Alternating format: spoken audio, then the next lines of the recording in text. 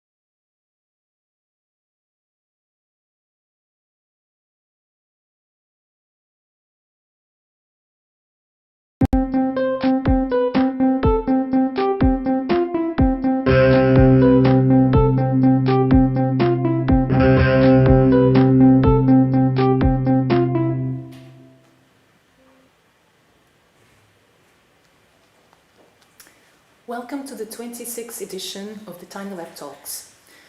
Today the topic for our talk is Engineering Education for Society.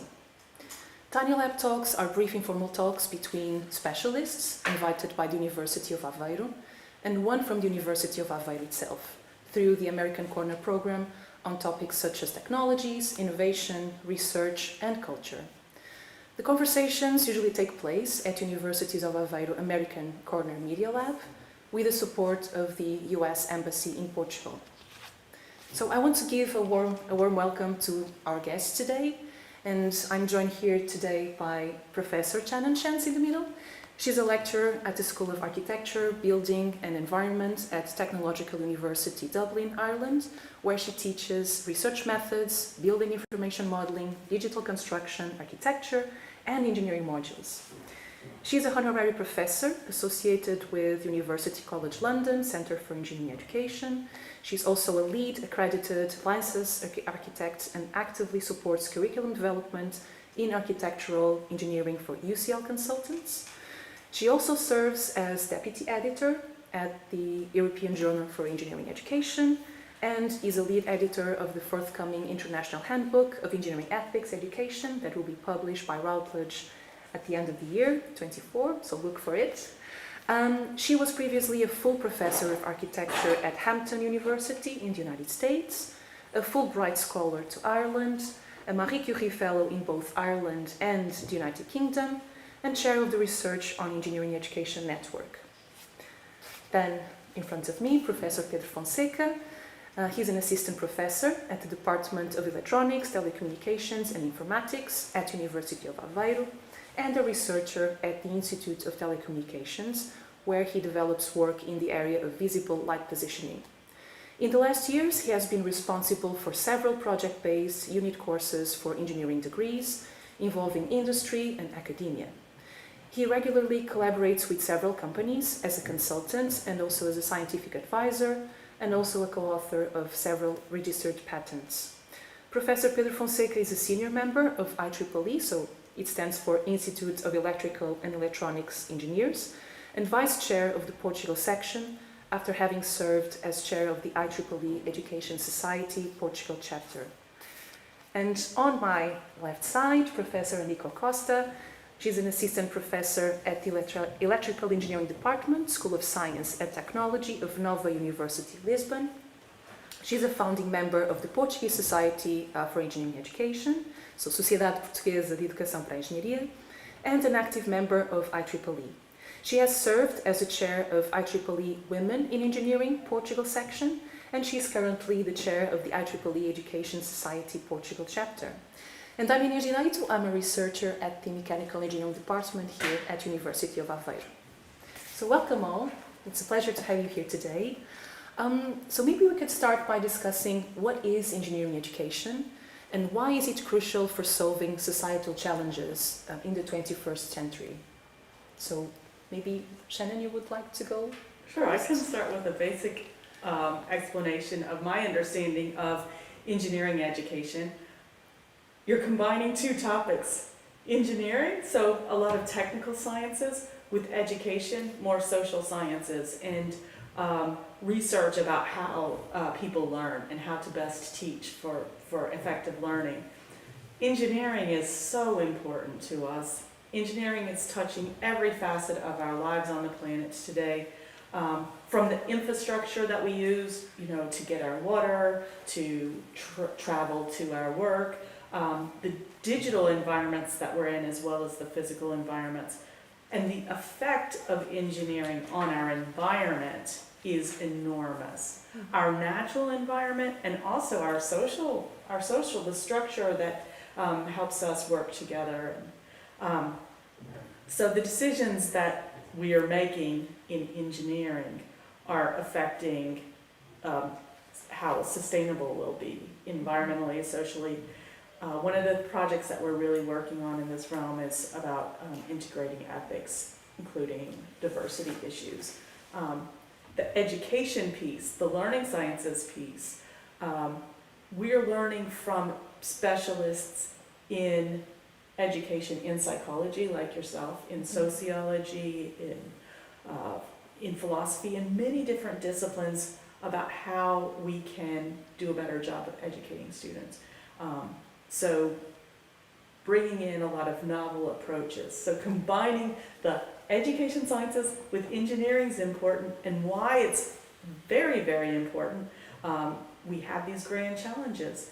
The engineering students we've been graduating with the old methods of teaching haven't been very well equipped to think of these huge challenges that are out there in the world, and but yet they are very well equipped to design the world around us. So we need to bring these things together. And I'm really interested to hear what the other two of you have to say on this topic. Well, I agree with what you said. When I was thinking about this question of what is engineering education, it brought me to the question of what is engineering. What is this thing that we are teaching? And I'm as you said, I'm an IEEE member.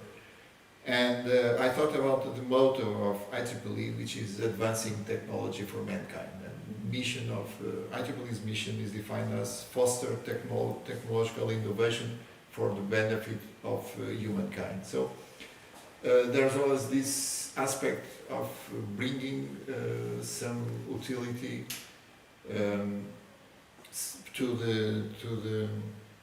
to our existence, some profit, not in the economic sense only, but in the sense of making our life better. And there's a film by the National Academy of Engineering in the USA, which is called "To Engineer is Human," where it's a collection of short excerpts, short sections of films about the good things and bad things that happen in engineering, but it's good to show the diversity of different aspects of work that engineering involves. For instance, you see there things like from the landing in the moon to 8-year-old child listening for the first time because someone had developed a hearing implant that allowed a child at that age to hear sounds for the first time, and the amazement in the look of that child is something that touches us. And so engineering is about this, being able to develop all these things and bring technology to I would say to a good use by the society. And so engineering education is how can we take our students and prepare us to develop this. And what I was looking for in preparing this session, I came across a text which is from a document from the Royal Academy of Engineering in the UK. It's called Engineering in Society. And if you allow me, I just quote that text. And it says that students often have misconceptions about a career in engineering. They often underestimate the amount of report writing involved, or they underestimate the importance of communication and negotiation, or they don't realize the amount of responsibility that they are likely to have and the extent to which they will have to use their own judgment, make their own decisions, rather than just doing what they are told. And so, in a sense, this condensed a lot of, has been my experience in educating in engineering, because this, in just one paragraph, there are a lot of aspects that are, for me, one of the main aspects that we need to make our students aware of. It has to do with the challenges they will face when they work at a later stage. Mm-hmm. Well, and there are other things that we have to take into consideration here, like we've been talking about that before, like the aspect of ethics and so on, which are fundamental for, let's say, a full-fledged engineer. So. Okay.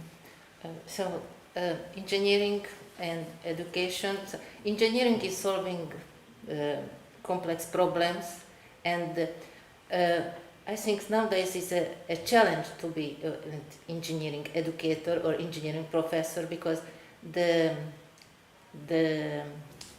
system, the world is so complex, so it's not enough to teach just one subject to the students. We need to teach, or the students to be aware the whole the world, not just one subject. For us, for the professor, for the just one subject, it sometimes is difficult to put this ethical problems, and put into the classroom, and it is a challenge. And it was very nice, your workshop, because it's bring me some insight. How can I do better my work and put in the classroom some these ethical problems in a way more effective way. So thank you very much for that. Thank you. I can talk about that a little more later in the conversation too. Thanks. Thank you. Yeah, because the world changed so much and so rapidly, and perhaps education has not followed the same rhythm of change, right? And so there's a need to think about how to educate engineers for the future and for these complex challenges. And you've already touched in so many interesting points. So maybe we can talk about more the nature of, interdisciplinary collaboration in engineering education, and how important it is, because you've mentioned working with psychologists and other areas. You've mentioned ethics and using technology for the social good. So as engineers or engineering educators, you feel the need to collaborate with other colleagues from other areas in order to provide the best engineering education, right, and solve these complex societal challenges. Can you tell me a bit more about the role of interdisciplinary and how to work with people from other fields? If you can expand a bit more on that idea. Mm-hmm. Yeah, it is, as I said, the world is so complex. So we have to collaborate. It's intrinsically it's important to collaborate with other disciplines and other colleagues, and even other areas, or electrical engineering. It has to the informatics or mechanics or other subject. But sometimes it's, as I feel, it's difficult to reach this collaboration with the informatics and the electrotechnical engineering. It's easy because we have some similarities and overlapping between disciplines, so it's not so difficult. But when we want to solve a real world problem, it's just a electrical engineer cannot solve it. today because it's so complex. So it is very important. And in my university we have a program in between two semesters, and in that program the students they make a group with different areas, and the group has to be minimum 4 or 6 people, and each has to be in different area, different courses. So, and they have to prepare, propose a product or something. So it's a very nice program, and I think the students learn with this a lot. So the universities could help promote that kind of opportunities for students to come along Yeah, with yeah. other departments and work But together. it's just 5 or 4 week program, but for the students for 4 years, my first master students, first year master student, but it's I think they help the collaboration between them, and sometimes they come up with the nice new product, new could be a startup or something. So That's very exciting. nice project. Any examples on how this interdisciplinary collaboration works at institutions you work with, or how can higher education facilitate this interdisciplinary collaboration? I can speak to that a bit because one of the courses I'm teaching on now, which is building information modeling and digital construction, we have mature students in that program, and we're trying to equip them to lead change across the Irish construction industry, to help modernize the way we do construction in Ireland. And first, we have to get them to learn to collaborate with other types of engineers. So that's something that hasn't been being taught. You're learning your electrical engineering in a different department, different building, not talking to the mechanical engineers, not talking to the architectural engineers, not talking to the structural or civil. So first we're getting them to work together because, the technologies are so strong now that you can bring the models made in different disciplines together. You can run clash detections so you can see what problems you're going to have before you get out into the field. So that is one way that interdisciplinary collaboration is really important. From the other perspective of what we've been doing and talking about today, we've spent the day talking about how we can integrate teaching ethics, environmental sustainability, EDI, inclusion, diversity issues into our teaching as engineers. And that is drawing from a very wide base of knowledge. We have coming out the handbook that you mentioned, the Routledge International Handbook of Engineering Ethics Education. The digital copies will be free, so please look for those in December, around December. But the section just on interdisciplinary perspectives is drawing from the rich history of philosophy that tells us what ethics are. The rich history from sociology about the dynamics of people working together and how that informs ethics. We have a fabulous chapter from psychology that is authored by our own Inês Direito with some colleagues. We also are drawing from organizational management studies, from engineering design studies, from law. It takes all of these voices, and the engineering education community, the people who are really focused on how to teach well and doing research on how to teach well and sharing that knowledge, it's a very welcoming community. So when I showed up as an architect, I was really surprised to be welcomed in. And they said, "Oh, you're an architect. You're one of us. We're so glad you're here." And I've stayed. So I moved here from the US to be part of this community doing research on engineering education because of how receptive and collaborative that group was to say, we value all these other disciplines and we want that. And we want our students to feel that same kind of value of other disciplines, so they realize they can't solve these problems in isolation. They have to learn to talk to each other, talk to different types of people. So I'll turn it over from there so we can hear.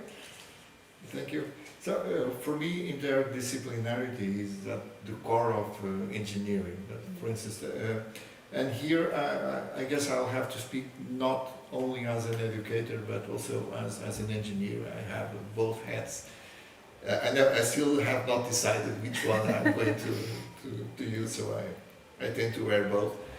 And it's because, for instance, in the case of electrical and computer engineering, developing products is a thing that many engineers do. And to do that, you need to work with a lot of different people. When you're designing something like a cell phone, you cannot focus on your field work only, and you have to think about other things. And the higher education institutions can and must facilitate that. I was thinking that one good example for me is Apple computers. From the beginning, Apple computers were ahead of IBM PCs in what regards the use of fonts and all font types and the printers, the Apple printers, while other IBM PC bays were using fixed font. Always every character had the same size. Apple was presenting all printers with a much more sophisticated printing. Why? Because Steve Jobs, during the time he spent at university, he had typography classes where he took a typography course where he learned about fonts, how we use fonts, how do fonts interfere with the way we read a text. It's not the same thing to read in a serif font or in a sans serif font. That makes a difference. And so those ideas, let's say, were planted in his head, and when he started creating things that were used to print text, all that was background information that used to develop a different product. And so that's one example of how this diversity of topics and that leads to interdisciplinarity can be provided by higher education institutions. And it's curious that just before coming here, I met a friend of mine. We were both head of our companies a few years ago. Now we are doing other things. I'm teaching, he's doing other things. But he's now collaborating with the electronics department in helping a group of students to develop a product. And the complaint he was having is that students, what he noticed about students is that they the phrase that he said is something like, they remain in their code. They have developed their part of the work, and what he was saying was that they need to understand that it's not their code it's not working, it's the product that is not working. So that requires a different mindset of not concerning about what we have done, but what is the environment of where that thing will be used. So, and this, how can we facilitate? I would say that it's posing students different situations than what they are used to, and this means moving them out of their comfort zone, which most of the times we ourselves as educators create, because we make students, we organize every lab in the same way. Groups of 2 students, we have to make the experiments, you have to write a report, and this is a pattern that repeats year after year. And obviously, students specialize in this, which is not what they will find in their professional life. So what we have to do is, in a way, to break these situations and create situations where students are exposed to different realities in different contexts, That's why having projects with companies and making them go to the companies and having the companies coming to the university, not only companies, public administration offices, the local councils, involve them in the students' work, so they are exposed to different realities and they understand by experience that they will not always have that situation of making an experiment and writing the report. So yeah, so you've given wonderful examples of how this interdisciplinary collaboration could work, and I keep thinking about the University of Aveiro campus, right? It's so easy to just cross the corridor and get to a new department and get to talk to people with different levels, different knowledge, different expertise, and help shape a project, an idea based on that collaboration. Are there any other ways you think higher educations could facilitate this interdisciplinary collaboration, or other examples you could give from our institutions that are working particularly well or that you think are quite inspiring? Because I think sometimes the thing is how to create this shared language, right? Because sometimes it's difficult to work with colleagues in your field, but in a different discipline. How to navigate a space where you have to almost learn a new language, right? Or find a common language to collaborate with other colleagues. I'm not sure if I have the right answer for that, but one of I'm sorry, I just want to add something to what was said before, because yes, we are doing the classes sometimes that we have the lab assignment and always do the same thing. But even though we have those, I think it is very important to make students to criticize that lab assignment, and they use the critical thinking, how can do it better or different way, or sometimes I make some mistakes on the board, and just to see they have to repair on that, to use that not be always the same. And in this way, I think also that this interdisciplinary also somehow it is because I'm using somehow psychology, even though I don't know anything about that, but it is also very important. And also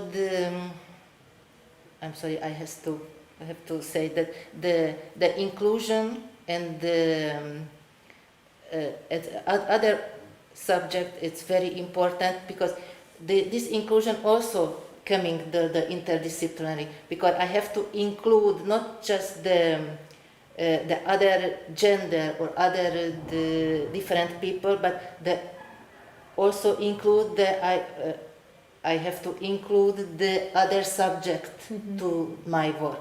So, and sometimes it's difficult to reach this goal, and for that reason we need like Shannon to teach us and to tell us that what we have to do, what we can do to better reach this goal, the put inside in the classroom these methodologies, and how we can include this awareness for the student somehow, not just implicitly but explicitly, with consciousness, this ethics and inclusion and equity. It's very important. And in a really authentic way, I think you're getting at. We didn't talk about authenticity today, but authentic learning, where what they're doing isn't so far removed from from reality. They are going to be writing, but it will be emails. They will be communicating, but not in the report style. So, the engineering ethics or the engineering education community is trying to find ways to make way people learn engineering more authentic, more context driven, more about helping young engineers to learn to identify, to frame problems and answer them instead of having someone else frame the problem always and giving it to them for them to solve. I think that's a very interesting point, bringing the authenticity to learning and teaching, right? And Professor Pedro Fonseca was mentioning like Steve Jobs and his interest in typography and how he brought that into the product he developed later. So the students you teach also have those interests, those passions that could be perhaps outside of engineering as the traditional field, but shape and inform and change things so substantially. It could be so positive to what they do. So we should create opportunities for them to be themselves as engineers and use that knowledge in what they do. And if you allow me, I think that approaches like project-based, they play an important role there, because by definition a project has an open solution. Mm-hmm. And what I've seen by being involved in course units based on project development is that it's an opportunity for students to, I would say, even to sometimes diverge from the original idea and express their own preferences in developing a solution for some problem, and being able on that context of creating their own solutions and not just following something that has been defined by someone else. And that openness of the final result is an important part for that, I believe. So the three of you come across as very passionate about engineering education and teaching, bringing the best pedagogical approaches to your students and helping them to become the best engineers to solve societal problems. I think my question was about how you first get involved in engineering education research, but if you prefer, we can think about how you get involved in engineering education. What advice would you give to someone who is new to the field, or a new teacher who would love to bring more societal aspects into their teaching? What kind of advice would you give to colleagues? For me, being an educator or teacher, it has to be the passion. If you don't like to teach, don't like to educate, please don't do it. But maybe you can do it, because if we don't have a bad the student don't have some bad experience with some professors, they cannot know what is the good professor. So we need some comparisons, because if just everything good, it's everything is normal, it's not good. So sometimes we need some challenge. Challenging students. And yes, challenge student, the critical thinking, it's important to put the student don't have to accept everything what we are saying. They have to think about what is the subject, why we doing this. So it is important to involve student into, I'm not saying the teaching, but the whole process. The student has to be part of the process, because if they are not the part of the process, we are making robots. So and this is not good. We have already loads of robots. Yeah. So you're asking us, or you asked us a little bit about our way in, how we got involved, and then what advice we would give other people. I think if you're a young researcher or you're interested in being good at helping educate engineers, There are many ways into this. So earlier today we were talking about a four-part kind of model where good teaching is really an important thing. And you can say, you know, my goal is just, I want to be a really good teacher. So that is certainly a way in. And then you start to find other good teachers, to learn by example, and people you can go ask. You know, you need to find people you admire and people to be your mentor, whether or not you go say, will you be my mentor? It's actually a really handy tool to go say, will you be my mentor? But you know, you cultivate those mentors. You don't tell them they're mentors at first. You test them out. You see how well it's going.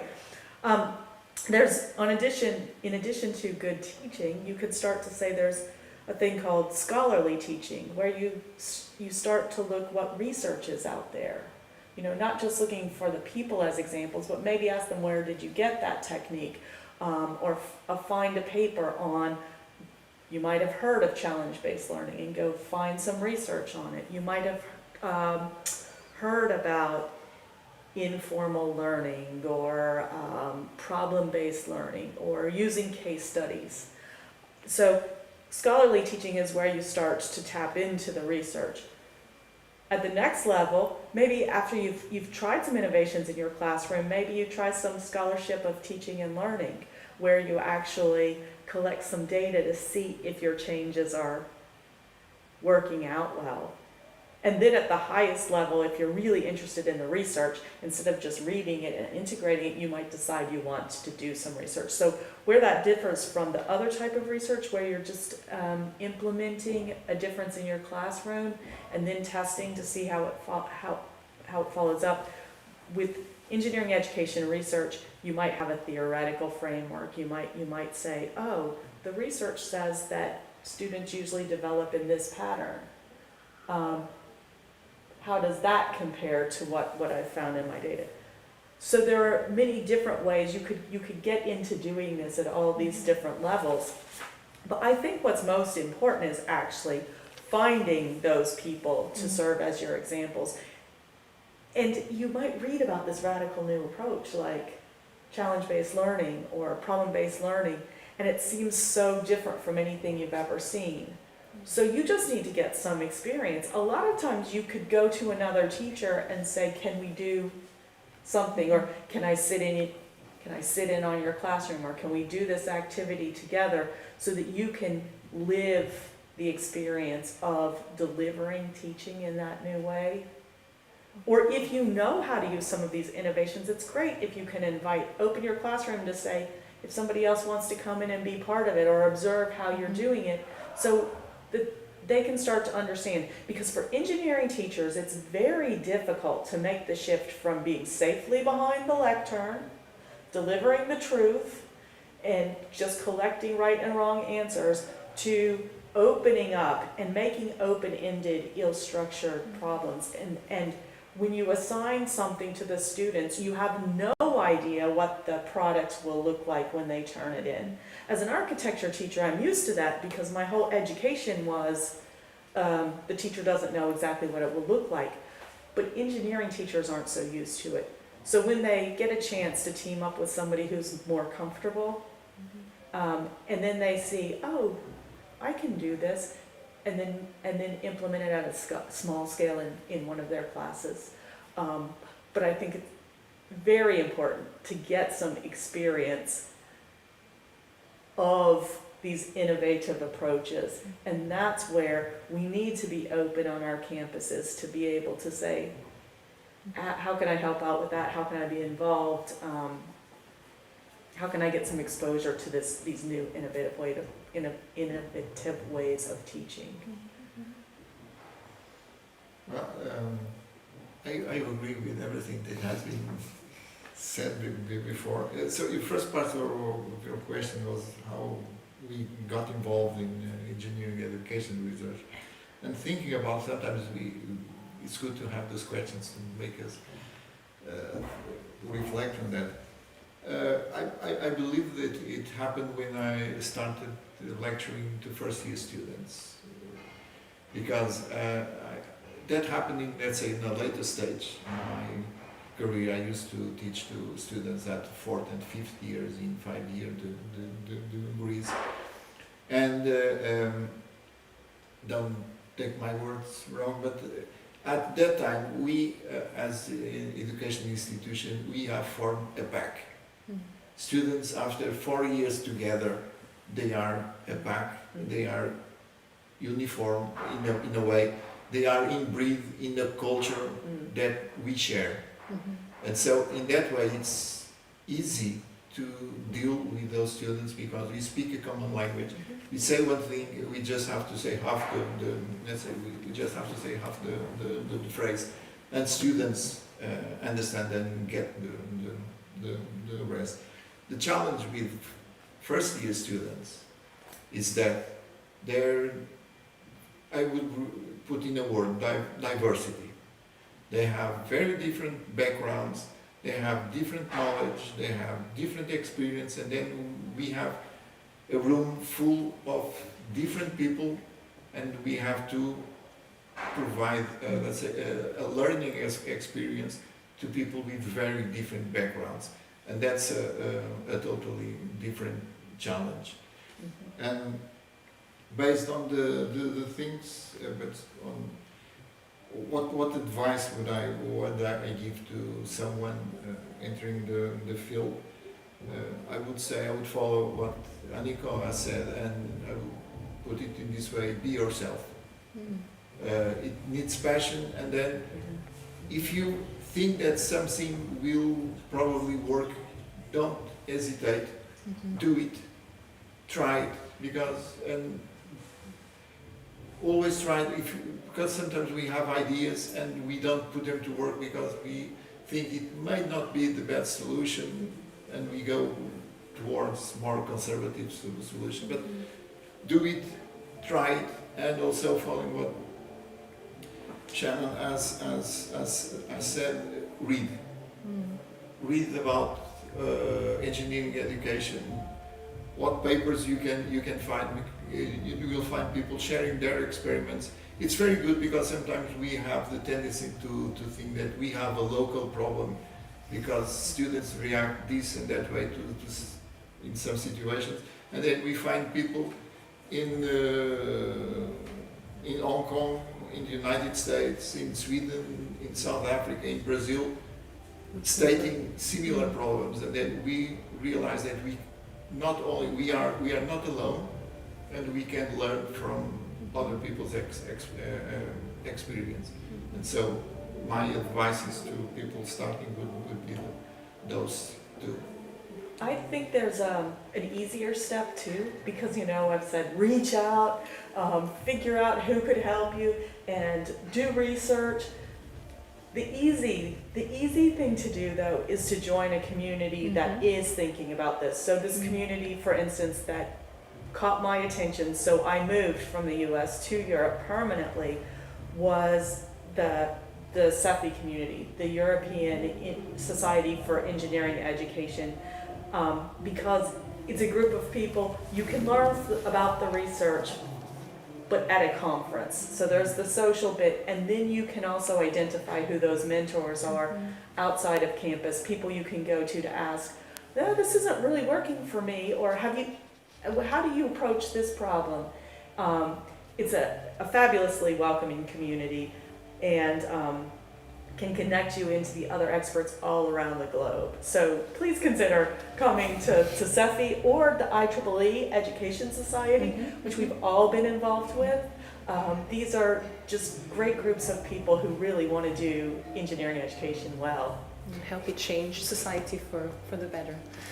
Thank you so much all. It was a pleasure to be here today, and thank you all in the audience.